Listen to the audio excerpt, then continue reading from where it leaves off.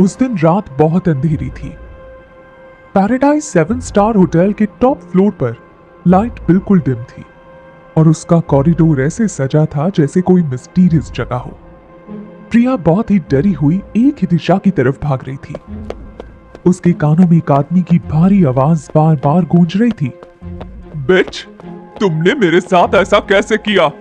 जब मैं तुम्हें ढूंढ लूंगा, मैं तुम्हें तुम्हारे घुटनों पर बैठाकर मुझे चाटने पर मजबूर करूंगा। उसमें बिल्कुल भी पीछे मुड़कर देखने की हिम्मत नहीं थी। वो अपनी पूरी ताकत लगाकर बस सामने की ओर भाग रही थी। उसी वक्त उसे एक रूम का दरवाजा थोड़ा सा खुला हुआ दिखता है और वो बिना कुछ सोचे सीधा उस रूम में भागकर घुस जाती है। जैसे ही वो रूम में घुसती है, वो मुड़कर जल्दी से दरवाजे को बंद कर देती है। प्रिया दरवाजे का सहारा लेकर राहत की सांस भरती है। उस रूम में सन्नाटा छाया हुआ था और सिर्फ बाथरूम में पानी के बहने की आवाज आ रही थी। प्रिया बाथरूम की तरफ देखती है। उस बाथरूम के कांच का गेट पूरा स्टीम से भरा हुआ था। फिर उसे एक लंबा आदमी बाथरूम में खड़ा नजर आता है। पानी उस आदमी के शरीर पर बह रहा था। Oh shit! मुझे उम्मीद नहीं थी कि मैं किसी आदमी को ऐसे नंगा देखूंगी। उसका चेहरा शर्म से लाल हो चुका था।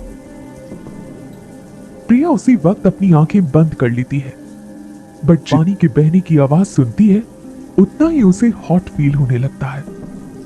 उसे ऐसा फील हो रहा था कि वो अपने सारे कपड़े फाड़ के उतार दे।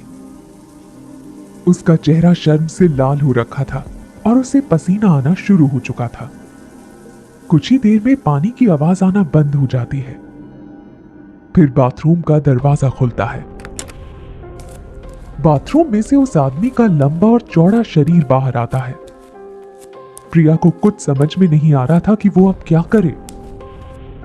आदमी के बालों से पानी की बूंदें अभी भी गिर रही थीं। उसके पूरे शरीर पर पानी लगा हुआ था। उतनी ही देर में उस आदमी को पता चल जाता है कि कोई रूम में है। वो रुकता है और बेड की तरफ जाकर बेड के पीछे देखता है।